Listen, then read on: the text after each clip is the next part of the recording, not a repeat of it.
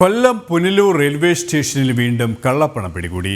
രേഖകളില്ലാതെ ട്രെയിനിൽ കടത്താൻ ശ്രമിച്ച 34 ലക്ഷത്തിലധികം രൂപയാണ് പിടികൂടിയത്. സംഭവത്തിൽ 2 തമിഴ്നാട് സ്വദേശികളെ റെയിൽവേ പോലീസ് അറസ്റ്റ് ചെയ്തു.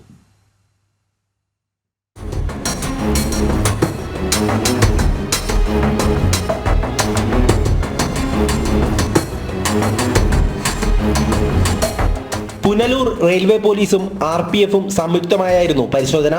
പുലർച്ചെ 5:30യോടെ കൊല്ലം ചെന്നൈ എഗ്മോർ ട്രെയിനിൽ രേഖകളില്ലാതെ കടത്താൻ ശ്രമിച്ച 34 ലക്ഷത്തിലധികം രൂപയാണ് പിടികൂടിയത്. തെങ്കാശി കടയനല്ലൂർ സ്വദേശി അബ്ദുൾ അസീസ്, തമിഴ്നാട് വിരുദനഗർ സ്വദേശി ബാലാജി എന്നിവരാണ് പണം കടത്താൻ ശ്രമിച്ചത്. ഇരുവരെയും റെയിൽവേ പോലീസ് അറസ്റ്റ് ചെയ്തു. ഇന്ന് രാവിലെ 5:30 മണിയോടുകൂടി ചെന്നൈ എഗ്മോറിൽ നിന്നും കൊല്ലത്തേക്ക് വന്ന എക്സ്പ്രസ് ട്രെയിൻ പരിശോധിച്ചു വരവേ അതിൻ്റെ ജനറൽ കമ്പാർട്ട്മെൻറ്റിൽ യാത്ര ചെയ്ത ഒരു യാത്രക്കാരനിൽ നിന്ന് അദ്ദേഹം ഒരു തുണി കൊണ്ടുള്ള ബെൽറ്റിലും ഒരു കവറിലും സൂക്ഷിച്ചു വന്ന 30,75,000 രൂപ കണ്ടുകിട്ടുകയും അതിനെക്കുറിച്ചുള്ള സോഴ്സോ അതിൻ്റെ മറ്റു വിവരങ്ങളോ ചോദിച്ചപ്പോൾ പറയാൻ സാധിക്കാത്തതിനാൽ അദ്ദേഹത്തെ നമ്മൾ പുനലൂർ റെയിൽവേ പോലീസ് സ്റ്റേഷനിലേക്ക് കൂട്ടിക്കൊണ്ടിട്ട് വന്നിട്ടുണ്ട്.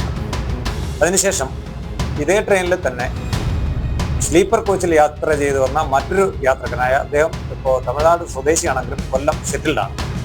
അദ്ദേഹത്തിൻ്റെ കയ്യിൽ നിന്നും 4 ലക്ഷത്തോളം രൂപയും അനധികൃതമായി കൊണ്ടുവന്ന രേഖകളില്ലാതെ കൊണ്ടുവന്ന ക്യാഷ് പിടിച്ചിട്ടുണ്ട്. അവർ രണ്ടുപേരെയും നമ്മൾ ഇപ്പോൾ പുനലൂർ റെയിൽവേ പോലീസ് സ്റ്റേഷനിൽ സൂക്ഷിച്ചു വരുന്നുണ്ട്. ജനറൽ കമ്പാർട്ട്മെന്റിലും സ്ലീപ്പർ ക്ലാസ്സിലുമായി നടത്തിയ പരിശോധനയിൽ അബ്ദുൾ അസീസിൽ നിന്നും 30 ലക്ഷത്തിലധികം രൂപയും ബാലാജിയിൽ നിന്നും 4 ലക്ഷത്തോളം രൂപയും കണ്ടെടുക്കുകയായിരുന്നു. മുൻപും സ്ഥിരമായി പുനലൂർ റെയിൽവേ സ്റ്റേഷനിൽ കള്ളപ്പണം പിടികൂടിയിട്ടുണ്ട്. പ്രതികളിൽ ഒരാളായ ബാലാജി കൊല്ലം ബീച്ച് റോഡിലാണ് താമസിച്ചു വന്നിരുന്നത്. പണത്തിന്റെ ഉറവിടം സംബന്ധിച്ച് വരും ദിവസങ്ങളിൽ തുടരന്വേഷണം നടത്തുമെന്നും സാമ്പത്തിക കുറ്റകൃത്യ അന്വേഷണ വിഭാഗത്തിനുൾപ്പെടെ വിവരങ്ങൾ കൈമാറുമെന്നും ഉദ്യോഗസ്ഥർ അറിയിച്ചു. ജനം, കൊല്ലം.